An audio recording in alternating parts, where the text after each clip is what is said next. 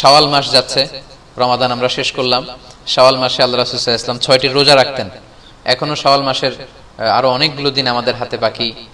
আবু আইয়ুব আল আনসারী রাদিয়াল্লাহু তাআলা আনহু বর্ণনা করেন যে আমি আল্লাহ রাসূল সাল্লাল্লাহু আলাইহি ওয়াসাল্লামকে বলতে শুনেছি, আল্লাহ রাসূল বলেছেন, মান সামা রমাদানা সুম্মা আতবাআহু সিত্তাম মিন শাওয়ালিন কানা কাসিয়ামিদ দাহর। যে ব্যক্তি রমজানের সিয়াম পালন করলো, তারপরে শাওয়ালের 6টি রোজা রাখলো, সেজন্য সারা বছর রোজা রাখলো। তো এত বড় ফজিলতের সিয়াম যেন আমরা নষ্ট না করি। আমরা অনেকে হয়তো রাখিনি, সামনের দিনগুলোতে আমরা রাখবো, এখনো সময় আছে।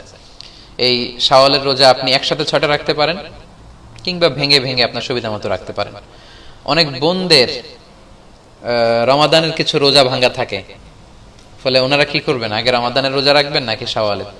এক্ষেত্রে বিশুদ্ধ মত হচ্ছে আগে রমাদানের রোজা রাখবেন, কারণ হাদিসের এক্সপ্রেশন হচ্ছে এমন যে রমাদানের রোজা রাখলো তারপরে শাওয়ালের 6 রোজা, সে যেন সারা বছর রোজা রাখলো। তো বোনদের তো রমাদানের রোজা কমপ্লিট হয়নি, কারো হয়তো 24টা 25টা, তো 24 তো রমাদানের রোজা নয়, রমাদানের রোজা 29টি বা 30টি।